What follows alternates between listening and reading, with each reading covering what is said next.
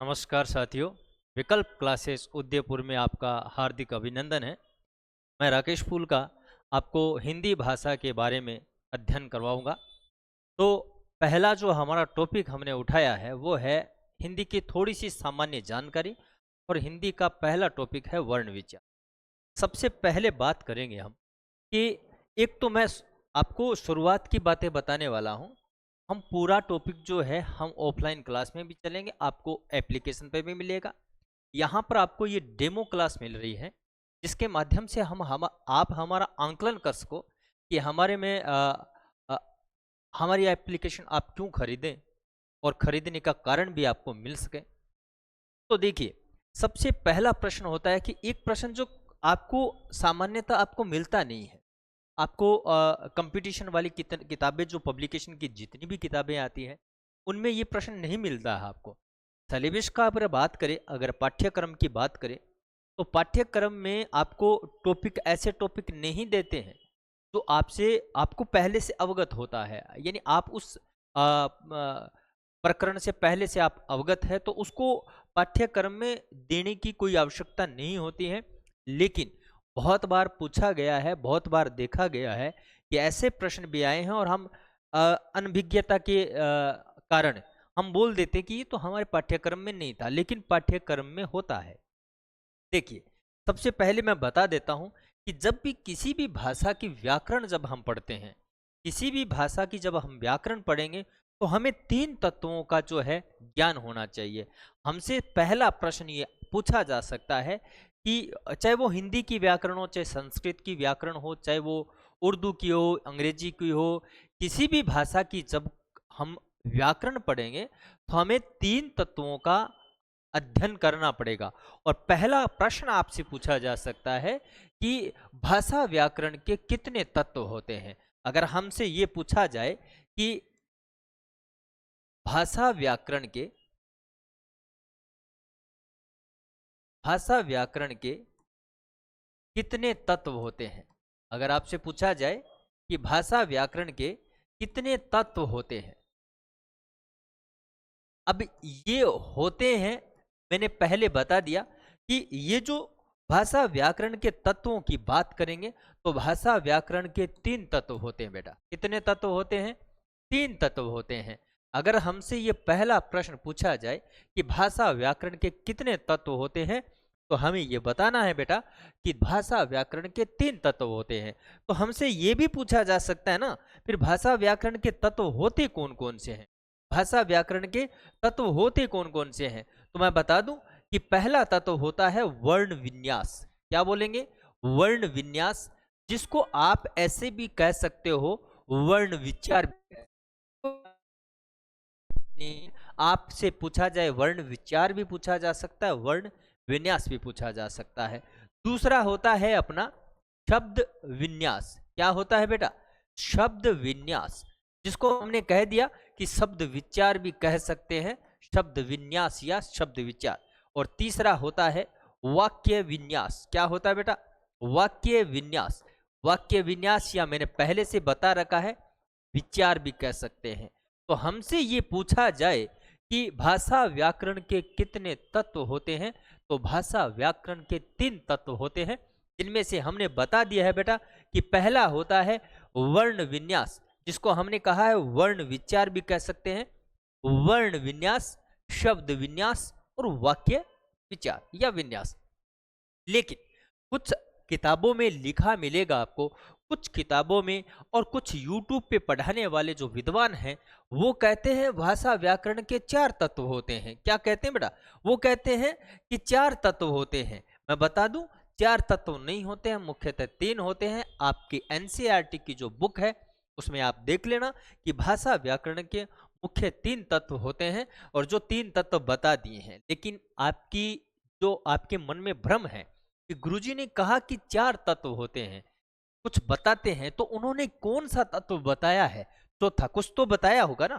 मैं बता दूं, उन्होंने जो चौथा तत्व बताया है, उन्होंने चौथा तत्व बताया है पद विचार। क्या बताया है उन्होंने?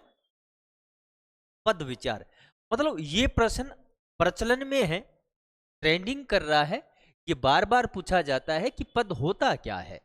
अब मुख्य रूप से हम पद की जानकारी तो देखें कि पद होता क्या है। मैं बता दूं आपको कि पद जो होता है मूल रूप से वो शब्द ही होता है। देखो, शब्द स्वतंत्र होता है। शब्द मैंने कह दिया पानी, मैंने कह दिया पानी। ये पानी जो है ना, ये पानी जो है वो शब्द है, ये पानी जो है वो शब्द है। लेकिन जब इस पानी शब्द का प्रयोग वाक्य में कर लेंगे, जब इस पानी शब्द का प्रयोग वाक्य में कर लेंगे, तो ये पानी जो है ना, ये शब्द नहीं रहेगा बल्कि ये पद कहलाएगा। और ये प्रश्न पिछली बीएसटीसी का जो पेपर हुआ था, पीटीटी का पेपर हुआ था, सेकंड ग्रेड का पेपर हुआ था, थर्ड ग्रेड का पेपर हुआ था, हर बार ये प्रश्न रिपीट होता है कि जब किसी सार्थक शब्द का प्रयोग, मैं आगे ले जाता हूं आपको, पद, पद होता क्या है मैं बता दूं आपको कि जब किसी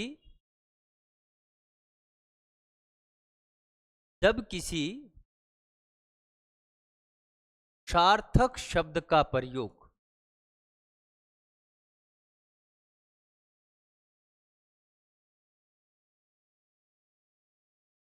वाक्य में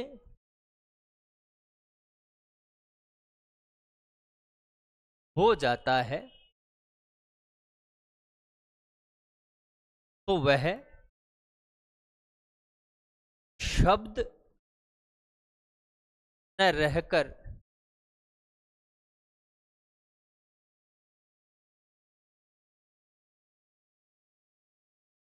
पद बन जाता है।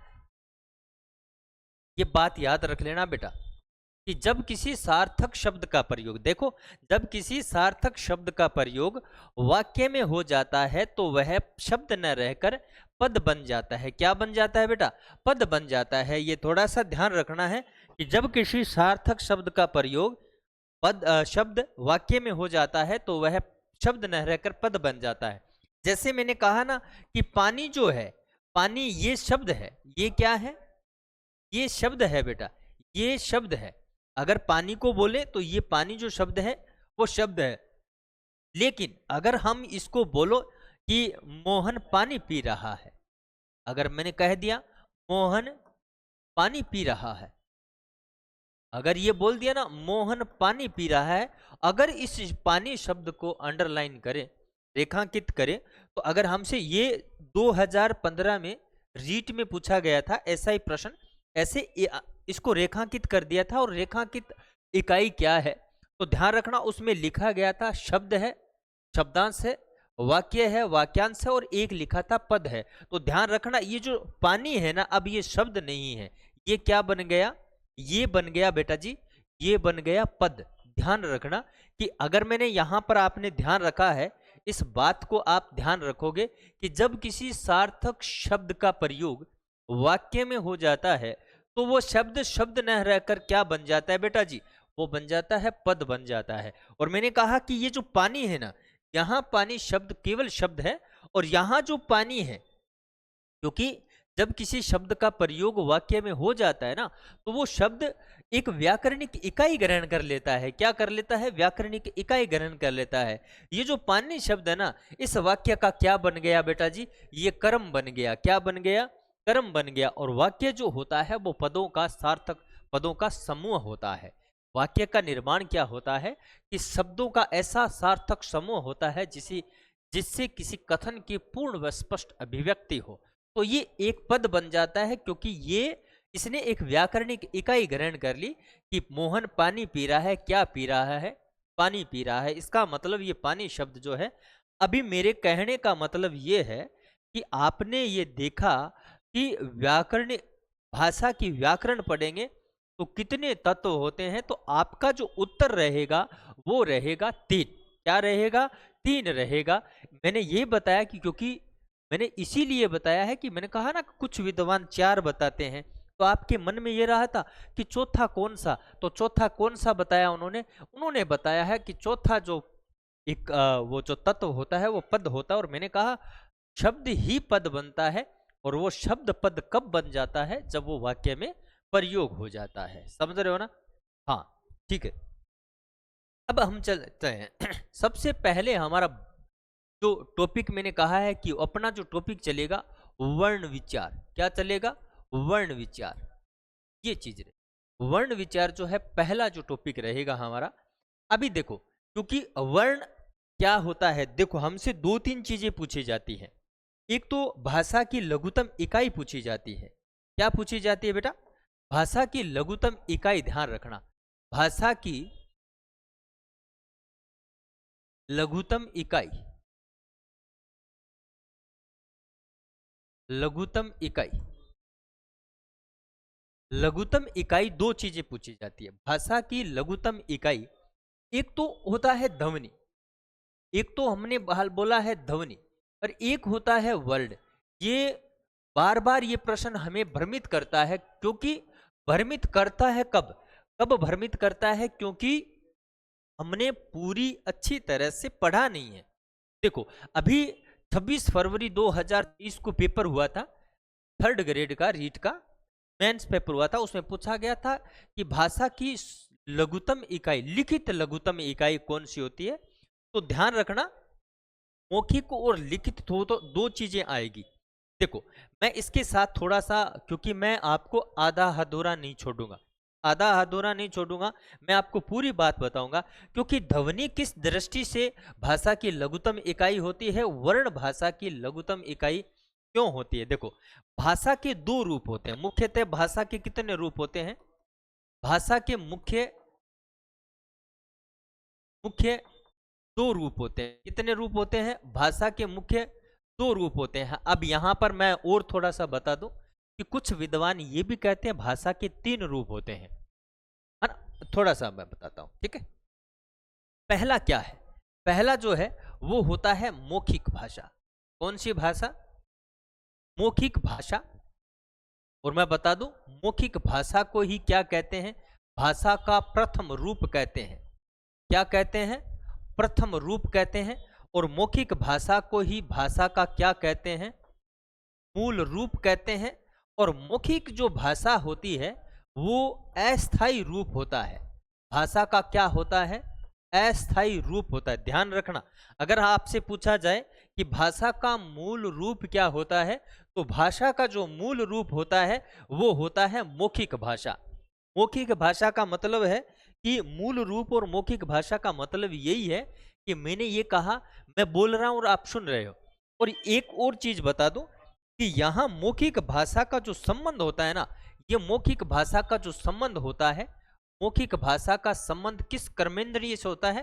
तो वो जो ध्यान रखना, ये मौखिक भाषा का जो संबंध होता है वो कान से होता है। किससे होता है? कान से होता है। कि जब मैं बोल रहा हूं और आपको सुनाई दे रहा है तो ये सही है ना। क्योंकि आदमी सबसे पहले बोलना सीखता है, प्रथम रूप इसीलिए तो कहा गया है कि आदमी चाहे वो पढ़ा लिखा नहीं हो लेकिन वो बोलना जानता है, बोलना जानता है। इसीलिए क्या है, इसको भाषा का मौखिक रूप जो है वो प्रथम रूप कहा गया है और मूल रूप कहा गया है। अभी जो मैं बोल रहा हूं तो सुनाई देगा, क्योंकि आपको सुनाई देगा तभी तो आपको पता चलेगा। मैंने कहा अरे मोहन इधर आओ, अरे मोहन को सुनाई दिया, बताओ दिखाई दिया कि सुनाई दिया? अगर मैं बोल रहा हूं यानी आपको कोई आवाज दे रहा है, आपको आवाज आती सुनाई देता है कि दिखाई देता है? मैं बोल रहा हूं ए, तो अब आपको ए सुनाई दिया कि दिखाई दिया? सुनाई दिया। तो इसका संबंध जो होता है वो कान से होता है। क्योंकि ये टॉपिक थोड़ा सा लंबा है, क्योंकि जब आप सामान्यतः आप एक अध्यापक को देखोगे तो 1-2 दिन में वो क्या कर देता है, इस टॉपिक को समेट देता है। क्योंकि जो सामान्यतः हमसे पूछा जाता है ना, वो प्रश्न हमसे सामने हमारे आते ही नहीं है, क्योंकि अध्यापक गुरु हमें बताते नहीं है। और हमें ऐसा लगता है कि ऐसा नहीं आएगा, इतना डीपली क्वेश्चन नहीं है। डीपली क्वेश्चन नहीं है ये इतने आसान क्वेश्चन है, प्रश्न है जो आपको प्रश्न आपसे पूछा जाता है। तो यहाँ इसका संबंध क्योंकि कान से है तो ये ध्वनि है। अगर हमसे ये पूछा जाए कि भाषा की मौखिक इकाई, लघुतम मौखिक इकाई, ध्यान रखना, मौखिक पूछे तो ध्यान रखना ये जो लघुतम इकाई क्या हो जाती है, मौखिक इकाई। क्या पूछे, ये मौखिक है तो ये ध्वनि है, और अगर लिखित है तो ध्यान रखना ये क्या हो जाता है, वर्ण। अब मैं थोड़ा सा बता दूं, यहां और आते हैं दोबारा कि ये होता है फिर लिखित इकाई। क्या होती है? लिखित भाषा। क्या बोलते हैं इसको? लिखित भाषा बोलेंगे। लिखित लिखित भाषा को क्या बोलेंगे? इस भाषा का क्या होता है, ये द्वितीय रूप होता है। क्या होता है? द्वितीय रूप होता है। और ध्यान रखना, इसका जो रूप होता है वो स्थायी होता है। क्या होता है बेटा? इसका जो रूप होता है वो स्थायी रूप होता है। जैसे आपने कोई लिखा, आपने एक बात आपने कहीं लिखी, तो आप उस लिखी हुई बात को 1000 बार पढ़ लेना, 1000 बार देख लेना, 10 साल बाद में देख लेना, 20 साल में बाद में देख लेना, वो जो है ना, वो लिखी हुई चीज है ना, वो आपको वैसे की वैसे मिलेगी। तो स्थायी रूप होता है। जो लिखित भाषा का जो होता है ना, वो क्या होता है? स्थायी रूप होता है। ध्यान रखना, स्थायी रूप होता है। और इसका जो संबंध है, ध्यान रखना बेटा, इसका जो संबंध होता है वो किससे होता है? नेत्र से होता है। किससे होता है? नेत्र से होता है। ध्यान रखना कि अगर हमने लिखा, अभी देखो ये जो लिख रहा है, यानी आपके सामने किताब पड़ी है, आपके सामने किताब पड़ी है और आप पढ़ रहे हो, तो बताओ आप देख रहे हो कि सुन रहे हो? आप कोई लिखी हुई चीज पढ़ रहे हो तो आप सुन रहे हो कि देख रहे हो? जी गुरुजी हम तो देख रहे हैं, वर्णों को देख रहे हैं। तो यहां से आएगा प्रश्न, तो यहां से आएगा कि ये जो देख रहे हो तो वर्ण है, यानी हम कह सकते हैं ध्वनि और वर्ण में अंतर क्या होता है। मैं अगली स्लाइड में बताऊंगा कि ध्वनि और वर्ण में अंतर क्या होता है।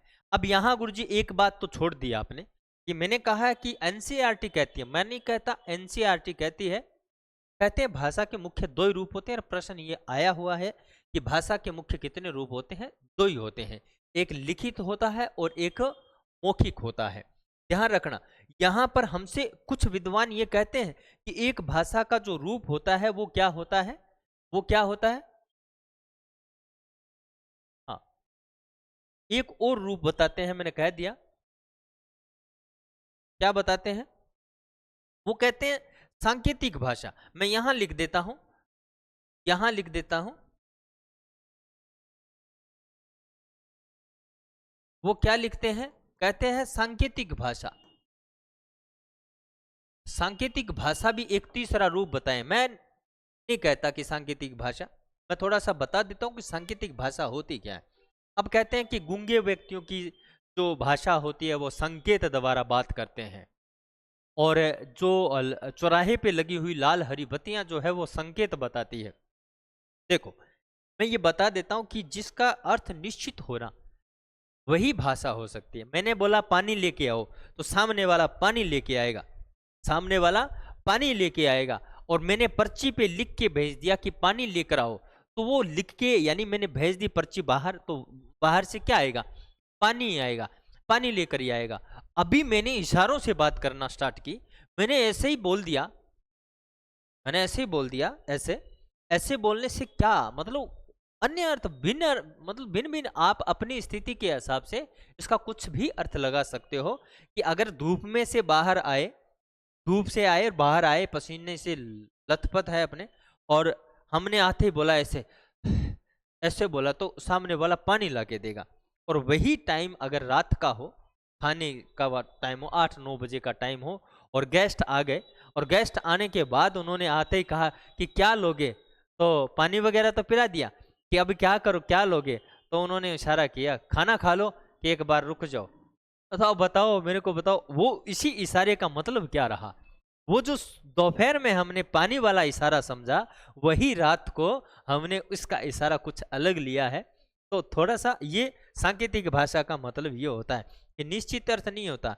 बहुत बार बताते हैं, जैसे मैंने ऑफलाइन क्लास में हर बार बताता हूँ कि नॉर्मली अपने ऐसे कहीं भी जाओ, देखो कहीं भी जाते हैं, हम नॉर्मली कहते हैं, हमने हमने आंखों से इशारे होते हैं, हमने ऐसे, ये इशारा होता है हमने।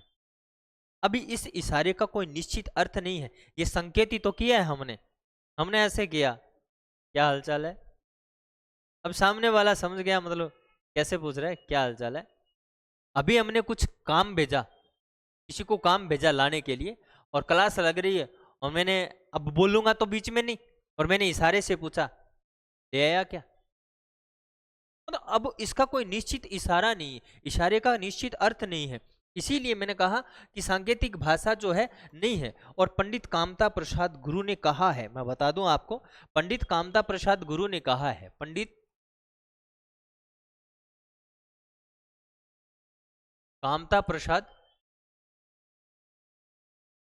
गुरु ने कहा है, गुरु के अनुसार क्या है कि शिष्ट समाज में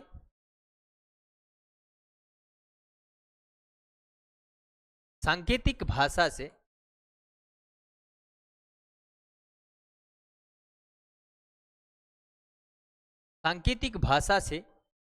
शिष्ट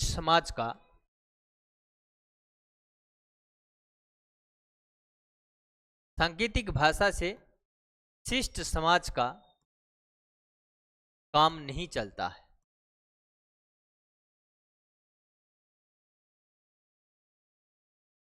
सांकेतिक भाषा से शिष्ट समाज का काम नहीं चलता है, क्योंकि शिष्ट मतलब आप समझ रहे हो कि अच्छा समाज है तो उसका काम सांकेतिक भाषा से नहीं चलेगा, क्योंकि अब उनको बोलना है तो बोल देना। बोले आपने, जैसे अपने बोलते हैं ना इशारे तो अपने आप में गलत होते हैं।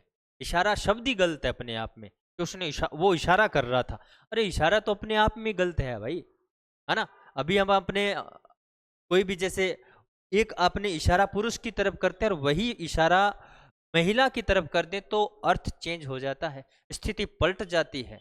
ये क्या हुआ, है ना, ये वाली स्थिति हो जाती है, ध्यान रखना। पुरुष की तरफ हमें इशारा कर दिया तो उसका अर्थ अलग हो जाता है, और वही इशारा अगर महिला की तरफ कर दे तो इशारे का जो स्थिति पलट जाती है, ध्यान रखना, उसका परिणाम भी अलग आ जाता है। तो सांकेतिक भाषा से शिष्ट समाज का काम नहीं चलता है, मैंने कह दिया। अभी यहां से चलता है कि अगर लिखित है तो वर्ण है और मौखिक है तो ध्वनि है। तो मैं यहां पर दोबारा बता, भाषा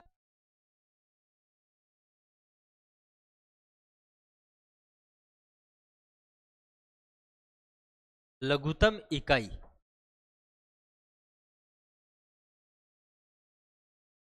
भाषा की लघुतम इकाई ये ध्वनि क्या होती है, ध्वनि। और ध्यान रखना ये मौखिक होती है। कौन सी इकाई होती है, ये मौखिक होती है। अगर बात करें वर्ण, तो वर्ण जो होता है वो भाषा की लिखित इकाई होती है, ध्यान रखना।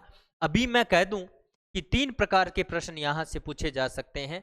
अगर सीधा प्रश्न पूछा जाए कि भाषा की लघुतम इकाई कौन सी है, और ऑप्शन में ओनली वर्ण हो, शब्द हो, वाक्य हो, तो क्या लिखा जाएगा, वर्ण। अगर ध्वनि और वर्ण में से एक है, कि ध्वनि है तो हम ध्वनि लिख देंगे, वर्ण है तो हम वर्ण बता देंगे। इन दोनों में से एक हो तो अपना कोई काम चल जाएगा, अपने को कोई दिक्कत नहीं है। लेकिन अगर ऐसी स्थिति भी आ जाती है, महिला सुपरवाइजर 2016 में ये प्रश्न आया था और उसमें क्या पूछा गया था, दोनों ही थे कि भाषा की लघुतम इकाई कौन सी होती है, तो ऑप्शन में ध्वनि भी था, वर्ण भी था। लेकिन अगर हम बात करें, मैंने कहा था ना कि भाषा का जो मूल रूप होता है, वो स्थायी रूप जो होता है वो क्या होता है, लिखित होता है। क्या होता है, स्थायी रूप लिखित होता है, तो वर्ण कोई करेंगे। क्या बोला मैंने कि अगर आपसे ऐसा प्रश्न पूछा जाए कि भाषा की लघुतम इकाई कौन सी होती है और ऑप्शन में ध्वनि और वर्ण दोनों हो, तो अपने को क्या करना है बेटा जी, वर्ण करना है। और इन दोनों में से एक हो तो एक कर देना, ध्वनि हो तो ध्वनि कर देना, वर्ण हो तो वर्ण कर देना। तीसरा जो तरीका है वो इस प्रकार से पूछा जाएगा। पहला आएगा कि भाषा की लघुतम लिखित इकाई कौन सी होती है, तो क्या होती है, वर्ण होता है। अभी मैंने बोला 26 फरवरी 2023 को प्रश्न आया था कि भाषा की लघुतम लिखित इकाई कौन सी होती है, तो लिखित जो होती है वर्ण होती है और ध्वनि जो है वो मौखिक होती है। और ध्वनि और वर्ण में अंतर क्या होता है, अभी देखो, वर्ण होता क्या है, वर्ण क्या होता है, ध्वनि का लिखित रूप होता है। ध्वनि का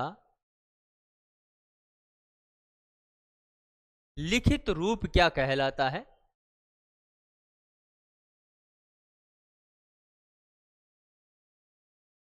वर्ण कहलाता है। ध्यान रखना, ध्वनि का लिखित रूप जो है वो क्या कहलाता है, वर्ण कहलाता है। ध्वनि मैंने बोला मैंने बोला अब सुनाई दिया कि लिखाई दिया, दिखाई दिया। आप बोलोगे कि सर हमें तो क्या बोला, ए सुनाई दिया, मैंने बोला सुनाई दिया, और ऐसे ही मैंने कह दिया, ये ऐसे कर दे, लिख दिया मैंने। अभी आपको सुनाई दिया कि दिखाई दिया, जी दिखाई दिया, तो दिखाई दिया तो ये वर्ण है, और ये स्थायी रूप होता है। लिखित रूप जो होता है वो स्थायी रूप होता है। तो आपसे ये प्रश्न एक तो ये पूछ लिया गया कि वर्ण विचार कर रहे हैं, और वर्ण विचार में सबसे पहला प्रश्न आता है कि ध्वनि का लिखित रूप वर्ण कहलाता है। दूसरी बात, भाषा की लघुतम इकाई ध्वनि और वर्ण में से पूछा जाएगा, और मैंने आपको बता दिया है कि ध्वनि कब उत्तर करेंगे, वर्ण कब उत्तर करेंगे। अभी वर्ण के बारे में मैंने कहा कि ध्वनि का वह लिखित रूप जिसके टुकड़े नहीं हो। अभी इसकी दूसरी परिभाषा क्या हो जाती है? ध्वनि का वह लिखित रूप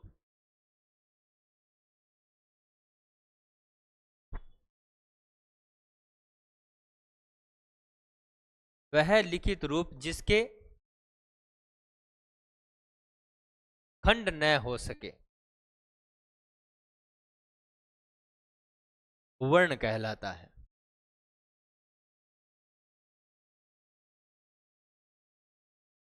ध्यान रखना, ध्वनि का वह लिखित रूप जिसके खंड न हो सके वर्ण कहलाता है। क्या कहलाता है? वर्ण कहलाता है। जैसे मैंने कहा क, त, ए, अब इनके खंड नहीं हो सकते, टुकड़े नहीं कर सकते, आगे टुकड़े नहीं कर सकते। एक चीज आती है अक्षर। क्या आती है? अक्षर। ध्यान रखना, एक हो गया ध्वनि, एक हो गया वर्ण, एक ध्यान रखना अक्षर आता है। अब उसकी परिभाषा को ध्यान में रखेंगे ना, अगर उसकी बात करेंगे कि अक्षर क्या होता है, अक्षर वो होता है जिसको कह सकते हैं, जिसका उच्चारण हो सकते हैं, कि कह सकते हैं कि वर्ण वह ध्वनि जिसका उच्चारण एक स्फोट से हो, एक झटके से हो, वो क्या कहलाता है? अक्षर कहलाता है। नॉर्मल भाषा में मैं बता दूं कि वर्ण होता क्या है कि कि वह ध्वनि जिसका उच्चारण एक स्फोट या कह सकते हैं एक झटके से हो, अक्षर कहलाता है। लेकिन मैं आपको प्रश्न सही कराने की गारंटी लेता हूं कि प्रश्न सही कैसे होगा। देखिए, अक्षर एक्चुअल में क्या होता है, मूल रूप से क्या होता है कि अक्षर वही होता है जिसका उच्चारण हो, जिसका उच्चारण हो। तो ध्यान रखना, मूल रूप से अक्षर क्या होता है? जिसका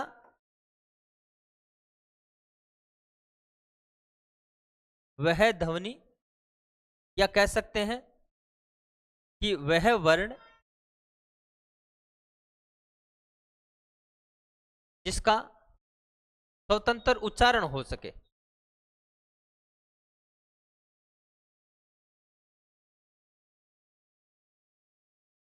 वह वर्ण जिसका स्वतंत्र उच्चारण हो सके अक्षर कहलाता है।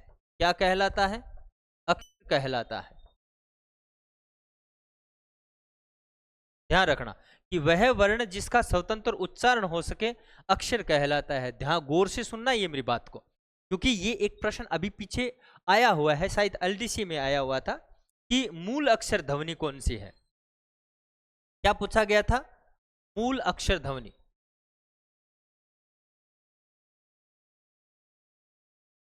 मूल अक्षर ध्वनि, मूल अक्षर ध्वनि जो होते हैं वो स्वर होते हैं। क्या होते हैं? स्वर होते हैं। स्वरों का जो उच्चारण है वो स्वतंत्र होता है। मैं आगे बताऊं हाँ कि वर्ण के कितने भेद होते हैं, एक स्वर होता है और एक व्यंजन होता है। तो मूल अक्षर ध्वनि की बात करें तो मोस्ट ऑफ जो आप ध्यान रखना कि मूल अक्षर ध्वनि केवल स्वर को कहते हैं। स्वर जो होते हैं ना वो मूल अक्षर ध्वनि होती है। और अक्षर कब बन जाता है, व्यंजन अक्षर कब बनेगा? जब उसका स्वतंत्र उच्चारण हो, या कह सकते हैं कि जब किसी व्यंजन के साथ स्वर आ जाता है तो उसका उच्चारण हो जाता है। आप बोल देते हैं कि वर्ण का या कह सकते हैं कि व्यंजन का स्वतंत्र उच्चारण नहीं होता है। व्यंजन का स्वतंत्र उच्चारण नहीं होता है, व्यंजनों के उच्चारण में स्वरों की सहायता ली जाती है। और जब किसी व्यंजन में स्वर आ जाता है ना तो वो अक्षर कहलाता है। क्या कहलाता है? अक्षर कहलाता है। हमने देखा होगा कि हम जब छोटे बच्चे थे, अब हम बोलते हैं, पहले हमें बोलते थे कि कितने अंक सीख गया, कितने अक्षर सीखे। कभी हमसे ये नहीं पूछा कितने स्वर सीख के आया, कितने व्यंजन सीख के आया। हमसे यही पूछा जाता है कि स्कूल में तू गया था, इतने दिनों में तुमने कितने अक्षर सीखे। अक्षर का मतलब आपको जब पूरा लिख के दिखाएंगे, मूल रूप से हम कहेंगे कि जो पूरा होता है वही अक्षर होता है। मैंने कहा है बादल। मैंने क्या लिखा है? बादल। अब ये तीन है, इसमें तीन वर्ण है, एक ब है, एक द है और एक ल है। बताओ इन तीनों के साथ स्वर है कि नहीं है? इनके तीनों के साथ स्वर है कि नहीं है। अगर हमसे ये पूछा जाए कि बादल में कितने अक्षर हैं, तो 3 अक्षर हैं। कितने अक्षर हैं बेटा? इस बादल शब्द में 3 अक्षर हैं। क्यों है? क्योंकि देखिए, अगर हमने कहा बै, साथ में क्या है? आ है, साथ में क्या है? द है, और साथ में द के साथ क्या है? ए है, ल है, ल के साथ में क्या है? ए है। और अगर हम इसकी बात करेंगे तो इसमें स्वर कितने हैं? आ है, ए है, ए है। अब देखिए, जब इसकी खंड करेंगे तो जितने अक्षर, जितने स्वर होते हैं उतने ही अक्षर होते हैं। जितने स्वर होते हैं उतने अक्षर होते हैं। अभी बादल शब्द में हमने इसको खंड करके देखा, खंडित किया हमने, तो यहाँ व्यंजन ब है, द है, ल है, लेकिन स्वर कितने हैं? आ है, ए है, ए है। जितने स्वर होते हैं उतने ही अक्षर होते हैं। ध्यान ये रखना है। गजब की बात बताई है मैंने, क्योंकि व्यंजन कभी भी अक्षर नहीं होता है। व्यंजन अक्षर तभी बनता है जब उसके साथ स्वर आ जाता है। और मूल अक्षर ध्वनि जो होती है वो क्या होती है? स्वर होती है। क्या होती है? स्वर होती है। ध्यान रखना है कि ये बादल, बादल में कितने अक्षर हैं। अभी जैसे अगर आपसे पूछ लिए, मैंने शब्द लिखा है वात्सल्य। वात्सल्य में कितने अक्षर हैं? आप बताओ मेरे को। आप देखो, अभी मैं 1 मिनट का आपको गैप देता हूं। अगर आप ये क्लास देख रहे हो तो आप वात्सल्य शब्द में कितने अक्षर हैं? 1 मिनट का गैप है।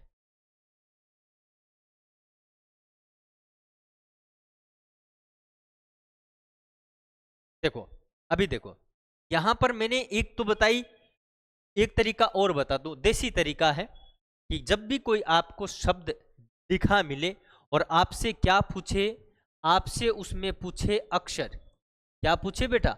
आपको ऐसे अक्षर पूछे, ऐसे प्रश्न पूछे गए हैं। मैं बता दूंगा कि कहाँ पूछा गया है। पटवारी 2011 में एक पेपर हुआ था, उसमें वर्ण पूछा गया था। वर्ण पूछा गया था कि कितने वर्ण हैं।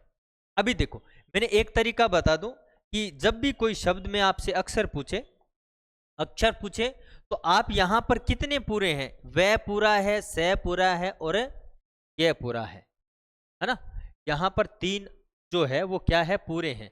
वह पूरा है, से पूरा है, यह पूरा, इसमें तय आधा है, ले आधा है। तो जो पूरे होते हैं ना, वही अक्षर होते हैं। यानी इसका स्वतंत्र, अब अलग अलग करके देखोगे तो इसका उच्चारण हो जाएगा, इसका उच्चारण हो जाएगा, इसका उच्चारण हो जाएगा, इनका उच्चारण नहीं होगा। तो ध्यान रखना है बेटा कि इसमें कितने अक्षर हो जाएंगे? इसमें भी 3 ही अक्षर हो जाएंगे। आपने कहा अरे ऐसे कैसे? बादल में भी 3 और वात्सल्य में भी 3। अब कुछ दिमाग लगाएंगे कि ये आधा, ये आधा, आधा आधा एक तो हो ही जाएगा ना। आधा आधा एक तो कर लें, गुरुजी ने बताया था आधा आधा एक तो कर लें। ये तो पूरे हैं, ये आधे आधे, आधे आधे एक तो हो जाएगा, 4 हो जाएगा। नहीं, 4 नहीं होगा बेटा, इसमें 3 होगा। अभी आप देखो, ये तरीका मैं अपना के देखूंगा। इसमें क्या है? वह है, वह के साथ में क्या है? आ है, फिर तय है, फिर तय के साथ कुछ नहीं है, शय है, तय के साथ में ए है, फिर लय है, और फिर उसके साथ क्या है? यह है, और साथ में क्या है? ए है। अभी देखिए, अब हमसे ये पूछा जाए कि कितने अक्षर हैं, तो ध्यान रखना, इसमें एक आ है, इसमें ए है, फिर इसमें ए है। अब बताइए कितने हैं? मूल अक्षर ध्वनि किसे कहा जाता है? स्वरों को। अब आपको देखना इसमें स्वर है कितने? स्वर है कितने? 1 2 3, 3 स्वर हैं। समझ रहे हो ना। पढ़ाने को तो मैं वैसे सीधा ही चला जाता बेटा, सीधा ही चला जाता कि वर्ण के 2 भेद होते हैं, एक व्यंजन होता है, एक स्वर होता है। व्यंजन देखो, व्यंजन वो होते हैं, स्वर वो होते हैं। फिर मैं ए आ ई स्वरों का प्रकार, व्यंजनों का प्रकार, है ना, ये पढ़ाने लग जाता। लेकिन ये प्रश्न बेटा आते हैं, ये प्रश्न आपसे पूछे जाएंगे। तो ये कितने अक्षर हो जाएंगे? 3। और मैंने 2 तरीके बता दिए। अगर आपको ऐसे तोड़ना आता है तो आप जितने स्वर होते हैं उतने अक्षर हो जाते हैं। अगर तोड़ना नहीं आता है और सीधा तरीका बता दिया कि इसमें तो वह भी पूरा है, द भी पूरा है, ले भी पूरा है, और इसमें क्या है? वह पूरा है, से पूरा है, और ये पूरा है। 3 ही पूरे हैं। जितने पूरे हैं अपनी भाषा में ये कहते हैं पूरा, आधा, आधा पूरा, है ना। ये आधा है, ये आधा है, लेकिन इसमें 3 ही अक्षर जो है वो पूरे हैं, 3 ही वर्ण पूरे हैं। तो जितने पूरे होते हैं वही अक्षर होते हैं। समझ में आई बात? इसी के साथ साथ यहां मैं एक चीज और बता दूं कि हमसे ये पूछा जाता है, वर्ण की संख्या पूछी जाती है। क्या पूछी जाती है? कोई शब्द दे देंगे और आपसे क्या पूछा जाएगा? वर्णों की संख्या पूछी जाती है, वर्णों की संख्या पूछी जाती है। मैं बता दूं आपको, नॉर्मली आपसे प्रश्न पूछा जाता है, और मैं बताऊं 2011 में पटवारी का जो पेपर हुआ था उसमें ये पूछा गया था कि पानी शब्द में, क्या पूछा गया था, पानी शब्द में कितने वर्ण हैं। अभी वर्ण क्या होते हैं, जिसके टुकड़े नहीं हो, ध्वनि का वह लिखित जिसके टुकड़े नहीं हो, आगे टुकड़े नहीं कर सकते, लेकिन इसके टुकड़े करके देखेंगे। एक क्या है, पै, आ, न, ई। अभी अक्षर और वर्ण में अंतर क्या होता है कि वर्ण जरूरी नहीं होता उसका उच्चारण हो, वर्ण जरूरी नहीं है उसका उच्चारण, स्वतंत्र उच्चारण हो, लेकिन अक्षर के लिए जरूरी है उसका उच्चारण होना चाहिए।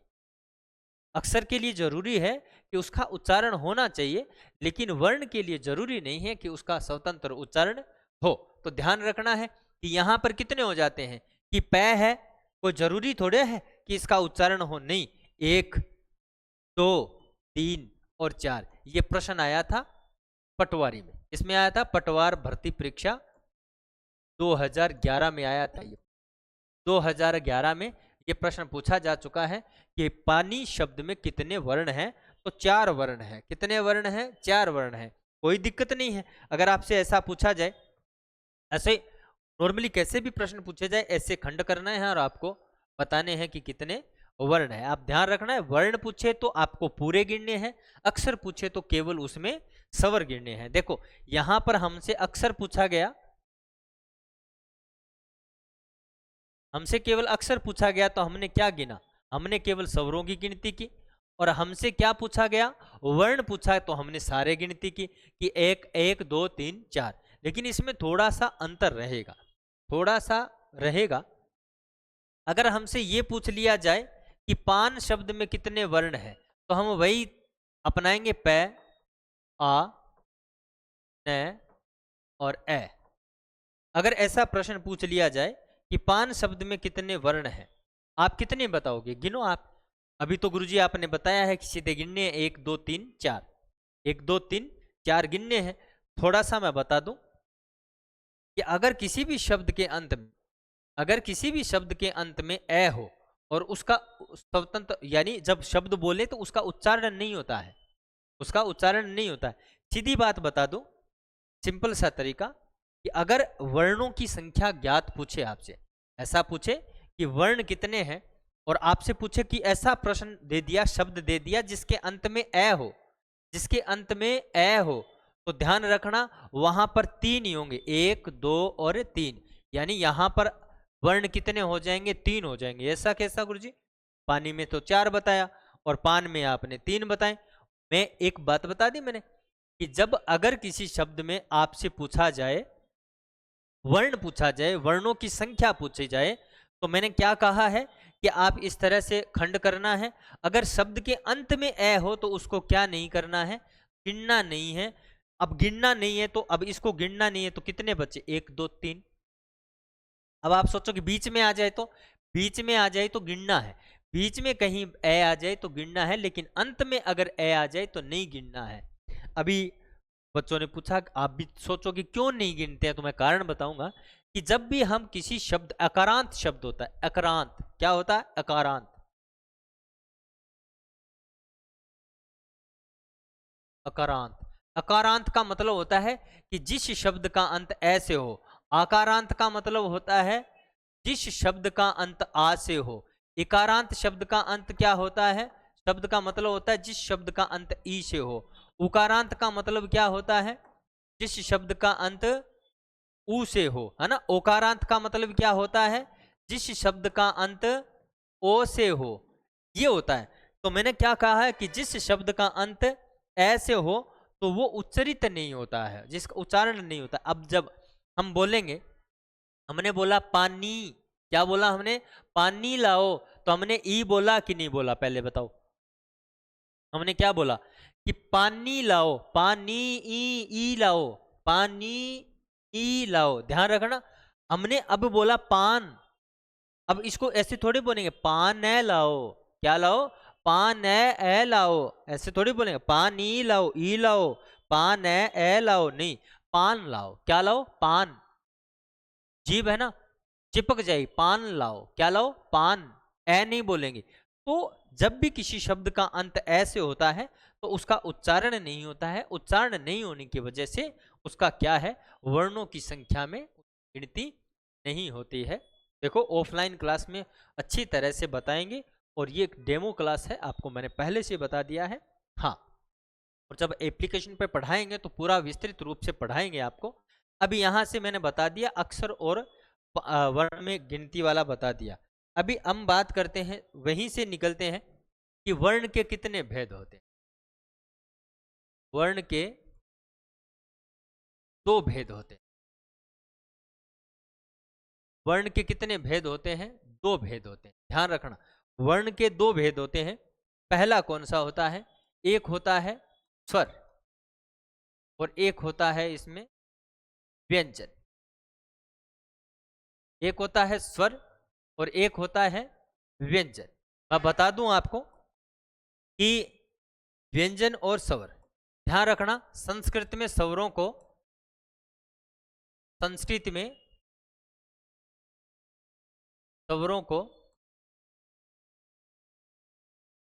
कहा जाता है। ध्यान रखना,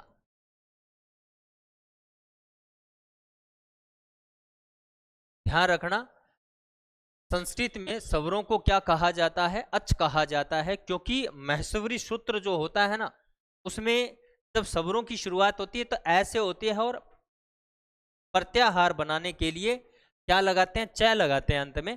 तो ये अच बन जाता है कि ये सूत्र है, क्योंकि पाणिनि द्वारा रचित जो अष्टाध्यायी है वो सूत्र पद्धति में लिखा गया है।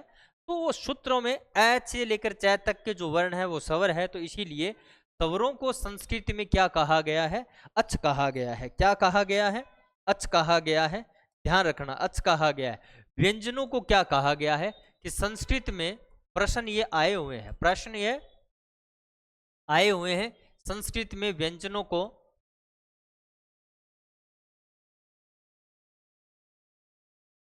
हल कहा जाता है। क्या कहा जाता है? ध्यान रखना, हल कहा जाता है।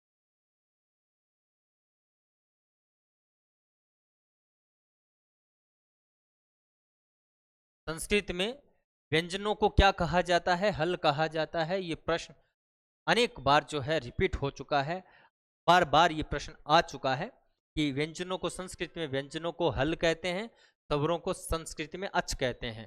ध्यान रखना। अब स्वर क्या होता है उसके बारे में बात करेंगे अपने स्वर के बारे में, है ना। अपना जो मूल टॉपिक है, सबसे पहले हम वर्ण की बात कर रहे हैं। वर्ण के दो भेद होते हैं। आपसे पूछा जाए कि वर्ण के कितने भेद होते हैं? वर्ण के दो भेद होते हैं, एक स्वर होता है, एक व्यंजन होता है। स्वर के बारे में बात करेंगे। स्वर क्या होता है? पहली बात, स्वरों का स्वतंत्र उच्चारण होता है। स्वरों का स्वतंत्र उच्चारण होता है।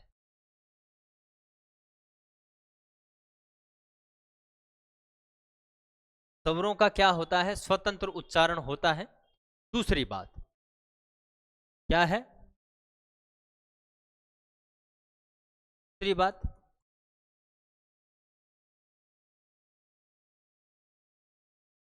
स्वरों के उच्चारण में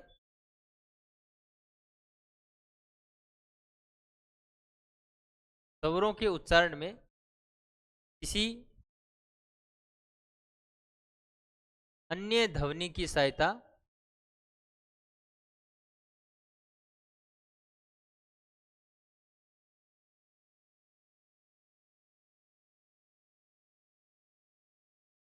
अन्य ध्वनि की सहायता नहीं ली जाती है। ध्यान रखना है क्या भाई, कि स्वरों का स्वतंत्र उच्चारण होता है। स्वरों के उच्चारण में किसी अन्य ध्वनि की सहायता नहीं ली जाती है। और ये कह सकते हैं, तीसरी परिभाषा हम इस तरह से लिख सकते हैं कि स्वर वे ध्वनियां होती है, स्वर वे ध्वनियां होती है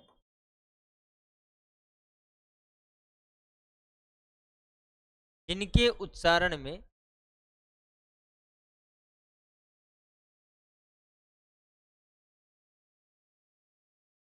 स्वर वे ध्वनियां होती है जिनके उच्चारण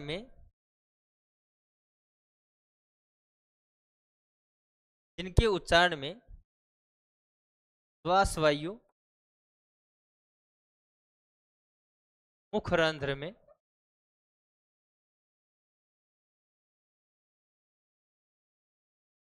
कहीं भी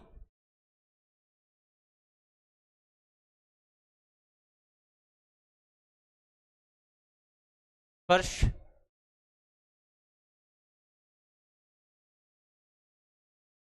अवरोध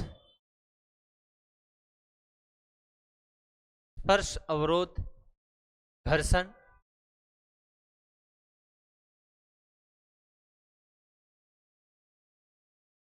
नहीं करती।